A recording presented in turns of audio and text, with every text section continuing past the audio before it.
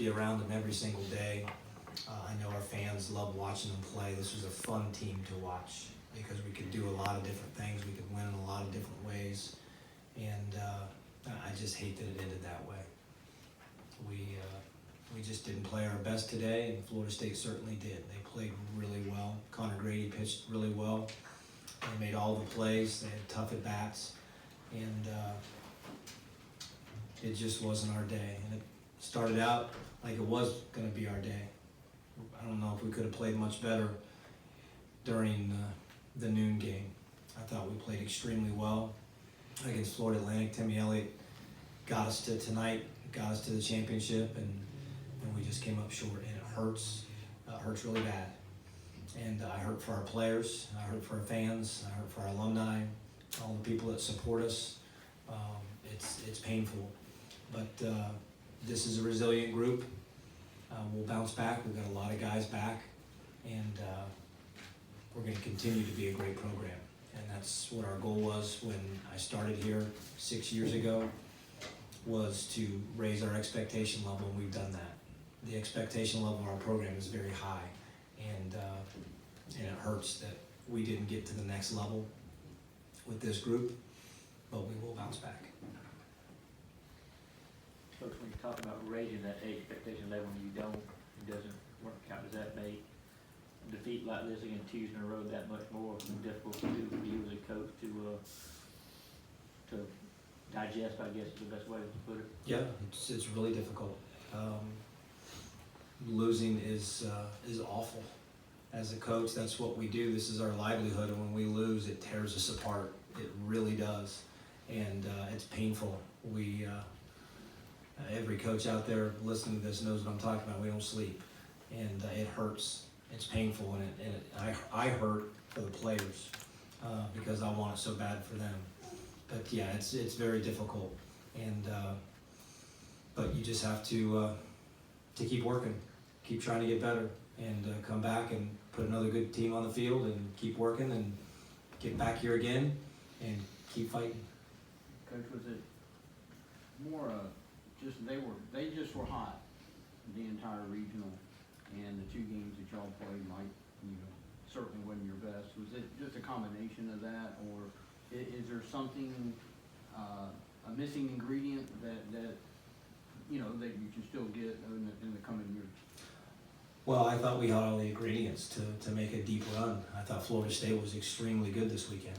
I'm sure Coach Martin's going to talk about how good they were this weekend. They were really good. They swung the bats very well. Today, defensively, they were spectacular. And the pitching that they got from their three starters was outstanding. They played really high-level baseball, and they outplayed us. I mean, bottom line, they outplayed us. But as far as missing ingredients, our team had the ingredients to make a deep run. We just ran into a really hot team. Coach, with Cole Wilcox, what type of things did you see early, and how did you try to calm him down there in that mound early on? Well, he just struggled a little bit with his fastball command. He was leaving the fastball out over the plate, so we went to more off-speed pitches and just to try to settle him in there. And he made some really good pitches, but he also left some pitches out over the plate, and then he walked a couple guys. And the free passes are going to kill you, and that's what got us today. We made some defensive miscues, which it's just not us. We've set a record for fielding, and last year we set a record for fielding. We broke that record this year. We're so good defensively, and we just weren't very good defensively today. And in order to beat Florida State today, we were going to have to be near perfect, and we weren't that. Coach, did you have some concerns when FSU came here and the talk was kind of like, oh, they don't belong and they're just doing this for Mike Martin, and then the other side of that is the inspirational side of a group trying to play for a guy who's been really good for a long time? Well, I knew they had a lot of talent on the team. That the season hadn't gone exactly to plan, I think, up to this point.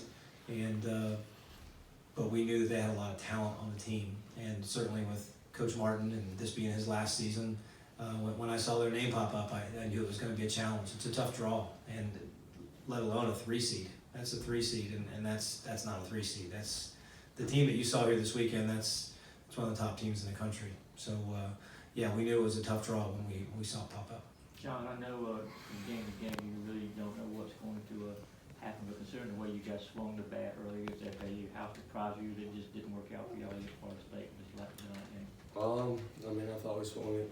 I mean, obviously really good in the first game. You know, it hurts, but I got through well. You know, he kept us off balance all game. Was throwing every pitch he had for a strike. I mean, at the end of the day, he pitched better than we hit. You know, it hurts, but it's the way baseball goes sometimes.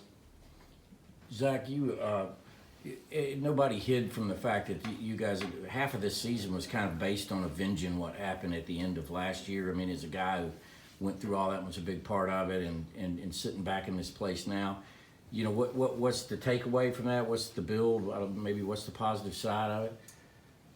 I mean, it's the same, I guess, feeling, you know, being back here. You know, if there's like a one takeaway, it's, you know, you never know what can happen. You know, we feel really good about coming into here. Even last year, we felt really good about having Duke, Troy. I think Campbell was in there too. But you just never know. It's baseball. If you don't play your best in this tournament, you're not going to win.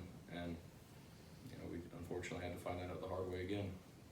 Coach, you mentioned some uncharacteristic defensive miscues. Is that more characteristic of baseball, just kind of being a random sport and sometimes bad stuff happens in big games, or is that attributable to the fact that this is a bigger game than what's been going on during the regular season? Well, our guys play in big games every weekend in this conference. The crowds that we play in front of and where the venues we play in front of, it was just one of those days, one of those games. Because earlier today we made all the plays, and for whatever reason we just didn't play great defensively today, and we didn't pitch it great. You know, we didn't pitching and defense is what got us here, and we didn't pitch great. We didn't play great defense today. And again, with how good Florida State was playing, we were going to have to be really, really good, and we just weren't that today. A couple of guys that looked like they had a breakout, sort of, and you know, with Maxwell, Tim Elliott pitched really well.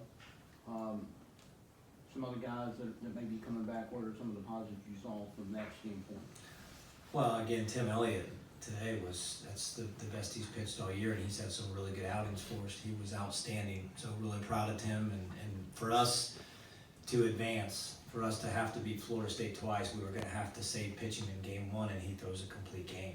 And that's all you could ever ask for. I was hoping for 6 or 7, and he goes 9 innings. So Timmy was outstanding, and Tucker Maxwell had an outstanding tournament. You know, he played really well, hit several home runs, and just at times was the best player on the field, and that's the kind of athlete Tucker Maxwell is. And I think a team's going to take him here in the next couple of days, and I think they're going to take him pretty good just because he's so athletic and he's got so many tools. Do you know at this point of juniors that you're definitely going to lose?